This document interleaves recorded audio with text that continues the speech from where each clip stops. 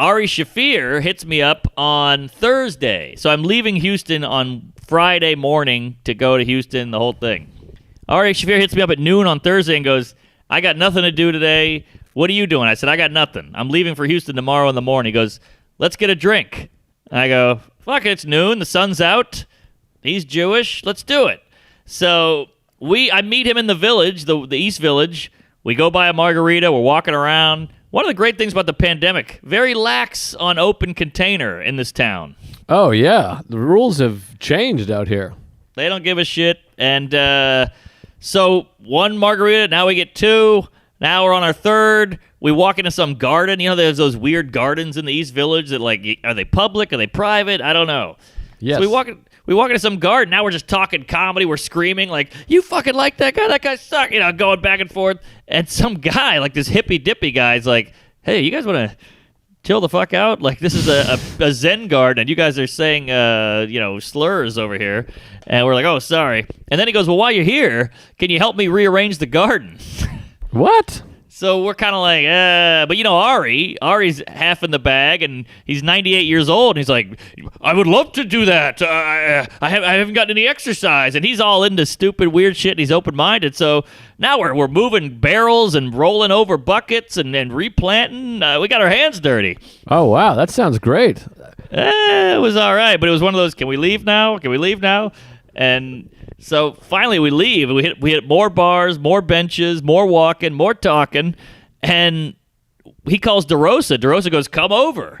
So now we go to DeRosa's house in the village, and he's got booze over there. And we go at it with DeRosa. Now, before I know it, it's like 2 a.m. I got a flight at 8. Jesus. It was like the old days. And I realized like how reckless we used to be. And I was like, what am I doing here? And I got back home, and the lady's like, what the hell's going on? You reek of, you smell like whiskey and this and that. And I was like, it's tequila. And then that alarm just, beep, beep, beep, beep, beep, beep. You get 2 seconds of sleep. You get on the flight. Brutal flight. Brutal. Oof. Was it full or just quiet? What are we talking? Well, here, I pulled a list. Uh-oh. So I'm hungover. I'm in the Uber on the way to LaGuardia. And I'm going, let me check the app. My vision's blurry. I'm shitting blood. And I go, all right, I'm in seat 22B. Let me see what happens if I push seat 11A, which is comfort. Mm-hmm. It says no problem, $0. All right. Nice. So I go, I crank up to 11A. I get through security. There's no line. It's a breeze over there at the airport now. And I get to my seat, nice aisle seat. I got a lady on the window, nice middle seat open. The whole back of the plane is pretty empty.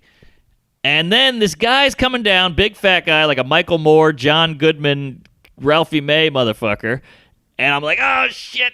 And he walks right by me. Woo. But then here comes Batembe Batumbo. This is the biggest black guy you've ever seen. He's got to be 7'8", huge arms, wide shoulders. Sits down in the middle seat. Oh, middle seat during Corona? Come on. I know. And you could tell he was like a late addition, like he just barely made it on the plane. He bought his ticket 2 seconds ago, and they just threw him in the middle. And I'm talking, his arms are on every armrest on the whole row. He's got his feet out. He's got a man spread like you wouldn't believe. And I'm like, what the fuck? And I look in the back of the plane. There's nobody there. So I go, I'm just going to sit in the back. And I get up and sit in another seat, and the stewardess goes, you can't do that for some reason with Corona. And I was like, well, what's the difference? There's nobody here. She was like, yeah, you can't do it. So I had to sit next to this guy for 4 hours. It was the longest flight of my life.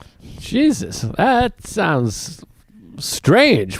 Delta, what are they doing? I thought people weren't selling the middle seat and all this shit, which supposed to be spacing out or distancing, whatever. Well, it was American. Maybe that's the rub. American. I hate those Americans. I mean, this dude was huge. His feet were this big, and I couldn't believe it was like out of a comedy movie. Like, here comes Shaquille O'Neal coming down. Oh, there's Bo Jackson. Everybody watch out. And then, man, that guy took up every... I was up in the aisle armrest like this.